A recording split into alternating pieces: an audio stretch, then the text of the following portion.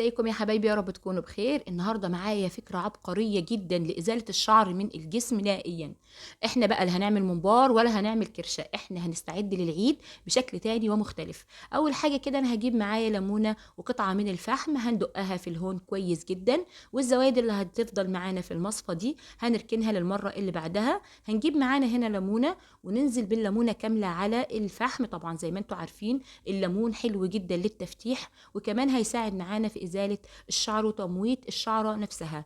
والفحم أهميته هنا إن هو بيموت الشعر تماما. يعني أنا حابة إن انتوا كلكم تستفيدوا بالفيديو ده النهاردة، لأن فعلا أنا جربته اكتشفت إنه طريقته فعلا أمانة إن هي ممتازة جدا. قلبنا الفحم مع الليمون بالشكل اللي انتوا شايفينه ده. هنجيب معانا معلقتين من النشا، معلقتين كبار من النشا، وننزل بيهم على الفحم وعلى الليمون. بعد كده هتقلبيهم لحد ما يوصلوا معاكي للدرجة دي. تستعمليها لكل المناطق اللي انت عايزاها، منطقة البكيني، منطقة الوجه، الجسم، في اي مكان هيبقى معاكي زي الفل. بس تكملي الفيديو للنهاية. بعد كده هنجيب معانا معلقة من الخل للكمية اللي موجودة دي. لو انت عاملة كمية اكبر هتكبري وتكتري في كمية الخل لحد ما يوصل معاكي للقوام اللي انت شايفاه ده. وطبعا الماسك ده انا جربته لنفسي قبل كده قبل ما اجيبه لحضراتكم، وانا بقول لكم ان دي امانة عندي. ما تقلقوش ابدا، ان شاء الله هيطلع معاكم اجمل من الليزر، وكمان اجمل من اي طريقه انت عملتيها قبل كده.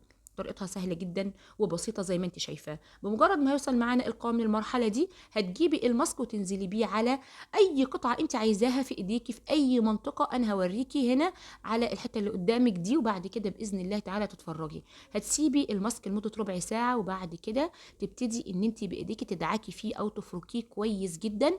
وده بيساعد طبعا على انك انت بتزيلي الشعرة اللي فوق دي كده في البداية الأولى، المرحلة الأولى. لو تفتكروا زمان كانت الستات بتعمل بالحجارة، تطحنها وتبتدي إن هي تعمل بيها وشها وإيديها وبتطلع زي الكهرمان.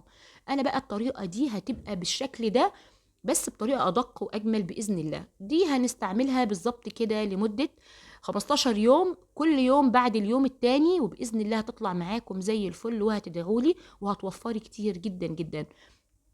التزمي بالطريقة وإن شاء الله هتعجبك جدا، هتفتح البشرة وكمان هتزيل الشعر معاكي حتى لو غزير، وكمان أجمل من الليزر بألف مرة. أتمنى إن شاء الله الطريقة بتاعتنا تعجبكم. ما تنسيش تعملي لي لايك وشير، والصفحة بتاعتي اللي هي الشيف مروة الكوتري، ونصلي على الحبيب. اللهم صل وسلم وبارك على سيدنا محمد.